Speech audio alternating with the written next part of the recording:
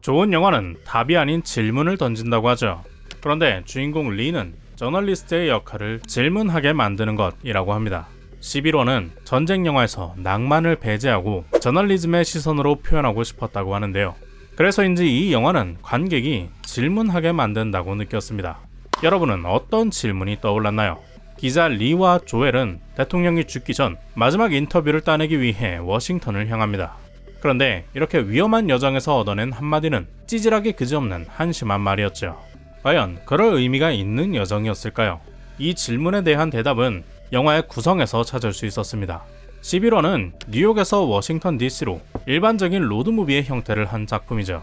관객들은 누구나 그 여행의 끝에 인물들이 원하는 것이 없을 것을 예상합니다. 그러니 그 과정에서 얻어지는 게 그들에게 진정으로 필요한 무언가죠. 리는 백악관까지 들어갔지만 결국엔 끝을 보지 못했습니다. 그녀가 얻어낸 것은 사라져가는 저널리즘의 힘을 믿는 젊은 기자 제시였죠. 11호는 전통적인 매체가 힘을 잃은 세상에서 그럼에도 여전히 저널리즘 정신이 필요하다는 아이러니한 이야기를 보여주는 영화였습니다. 정치적 논란을 피하는 듯 하면서도 은근히 그 논란에 불을 지피는 듯한 이 교묘한 영화의 의도는 뭘까요? 디스로 떠나기 전날 밤, 조엘은 자신이 가진 정보를 이야기합니다. 서부군이 독립기념일인 7월 4일에 수도로 진격할 거라 말하죠. 노련한 선배기자 세미는 누구나 아는 얘기가 무슨 정보냐고 놀리는데요. 이들은 수많은 분쟁 지역을 넘나든 베테랑 종군 기자들입니다. 하지만 현재 그들이 가진 정보는 전혀 귀하지 않죠. 그 무력함은 오프닝에서 잘 드러납니다. 연설을 준비하는 대통령의 모습. 그는 내용을 반복하며 어조를 다듬는데요. 언론에 드러나지 않는 대중이 궁금해할 만한 장면입니다. 하지만 이어지는 장면에서 리는 이 연설이 방송되는 것을 호텔방에서 TV로 보고 있죠. 거기에 카메라를 들이대는 모습은 대통령의 이면을 드러내려는 의지를 보이지만 동시에 무력함을 표현하고 있습니다. 뛰기도 힘든 늙은 기자 세미, 대단한 정보력도 없는 조엘, 저널리즘에 대한 회의에 빠진 리, 이들은 전통적인 언론의 현재를 보여줍니다. 정보력도, 파급력도, 에너지도 없는 상태죠. 그런 이들에게 다가온 사람은 23살이라고 주장하는 아주 어려 보이는 아마추어 기자 제시입니다. 오래된 필름 카메라에 흑백 필름을 쓰는 인물이죠. 그녀는 젊지만 전통적인 저널리즘 가치관을 추구하는 사람입니다. 모두가 고화질의 영상과 사진을 찍어서 어디든 업로드할 수 있는 정보의 홍수 시대에 왜 제시 같은 젊은 기자가 필요할까요? 이 영화의 가장 인상적인 장면 중 하나는 예고편에도 나왔던 어느 쪽 미국인입니다. 주인공들은 붙잡힌 제시를 구하기 위해 이들이 서부군일 거라 낙관하며 다가가는데요. 대뜸 한 명을 쏴 죽이고 묻는 이 질문에 어찌 대답할 줄 몰라 모두 버벅입니다. 두 동양인을 먼저 죽인 것을 보면 단순한 인종차별로 보이기도 하죠. 하지만 민간인들의 시신을 안매장하던 것도 위험하고 이들이 정확히 어느 쪽 군인인지 확신할 수 없기에 기자들은 섣불리 대답하지 못하는데요. 저는 이 상황이 불편하고 두려운 이유가 논의할 것이 분명하지 않기 때문이라고 생각했습니다. 신문과 방송 같은 기존의 매스미디어가 가지고 있던 힘이자 역할 중 하나가 의제 설정이죠. 언론이 특정 사안을 반복해서 보도하면 사회 전체가 그것을 중요하게 논의할 주제로 받아들인다는 겁니다.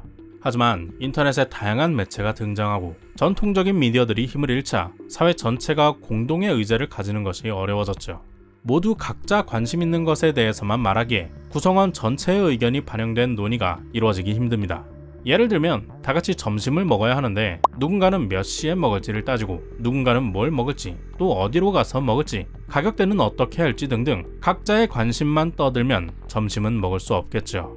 그래서 군인의 이 모호한 질문은 인질들이 살아남기 위해 뭘 대답해야 할지, 그러니까 지금 무엇에 대한 이야기를 하는 건지 파악할 수 없는 혼란을 보여주고 있습니다. 이 영화도 마찬가지죠. 시나리오상 미국은 4개의 세력으로 분열되었습니다. 신인민군, 플로리다 연합, 서부군, 연방충성파인데요. 극 중에는 내전이 왜 발생했는지 명확한 이유를 제시하고 있지 않습니다. 대통령을 2번까지만 할 수 있는 미국에서 3선 대통령이 존재한다거나 서로 정반대의 정치색을 가진 캘리포니아와 텍사스가 서부군으로 연합한 것, 대통령이 자국민을 폭격했다는 질문 등등 불분명한 정보를 잔뜩 흘려놓고 관객들이 추측하게 만들고 있죠.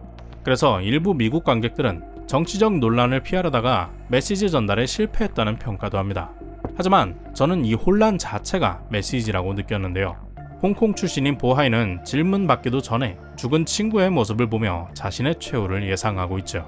그에게 이 질문은 명백한 아시안 인종차별이며 군인이 자신을 살려줄 생각이 없다는 판단을 하게 만듭니다. 그가 덜덜 떨며 대답을 못하는 이유죠. 그러나 정확히는 알 수 없습니다. 그가 외국인이라 죽인 건지 동양인 또는 중국인이라서 쏜 건지 여전히 주제는 불확실하죠. 보하이까지 죽자 패닉에 빠진 일행과 이에 맞대응하는 군인들의 고성이 오가며 현장은 이성을 잃은 난장판이 되어가는데요. 결국 이런 의제 상실의 대치 상황에서 살아남기 위한 유일한 해결책은 폭력이었습니다. 세미가 몰고 온 차가 군인들을 들이받고 논쟁의 상대를 제거하는 것이었죠. 이 긴장감 넘치는 시퀀스는 공동의 아젠다를 잃어버린 사회가 서로 논의조차 불가능하게 양극화되었을 때 손에 쥔 폭력을 어떻게 쓸지 보여주고 있습니다. 그 결과가 이 영화의 주제가 되는 이유가 불확실한 미국 내전이죠. 그렇기에 우리에게는 제시가 필요합니다. 무엇이 중요한지를 사람들에게 전달하기 위해 한 장의 사진과 한마디의 인터뷰에 목숨을 거는 저널리스트 말이죠. 근데 제시는 왜 흑백 필름을 쓸까요? 그녀가 필름을 쓰는 것은 옛 가치관을 추구하는 면을 반영했다고 봅니다. 흑백 필름도 그런 면을 연출하고 있겠지만 실제로 흑백 필름은 빛에서 좀 더 자유롭고 컬러 필름보다 현상이 단순하다는 장점도 있죠. 결과물이 더 극적인 감상을 준다는 것도 있었을 겁니다. 한편으로는 흑백 사진에 담긴 저널리즘의 특징을 보여준다고 느꼈는데요. 서로 다른 양극단의 공존, 인간성과 비인간성입니다. 종군 기자가 전장에서 마주하는 모순이 있죠. 비극을 세상에 알리고 멈추기 위해서는 그 비극의 순간을 방관해야 한다는 건데요. 어떤 경우에는 촬영 후에 인도적인 조치를 취할 수는 있지만 근본적인 역할은 사건을 포착하고 알리는 것이기에 직접적인 행동은 뒤로 밀릴 수밖에 없습니다.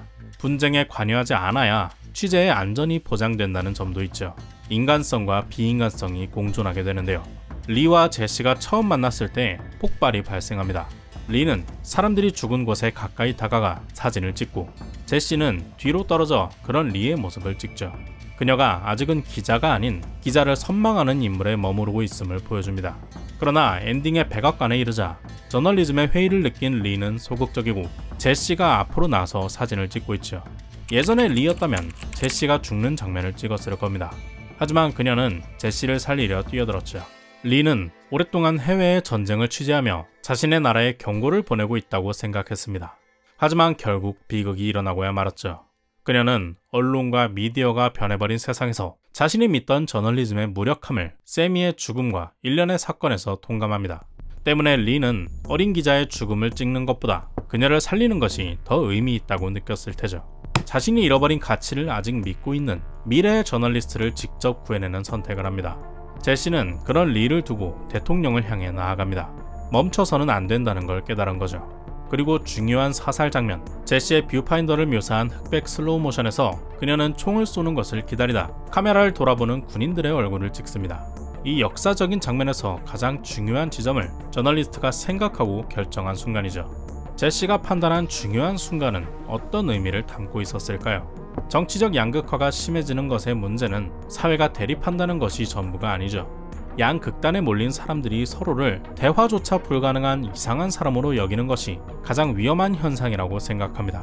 말이 통하지 않는 상대의 위협을 제거하려면 폭력을 사용하는 것이 필연적일 테니까요.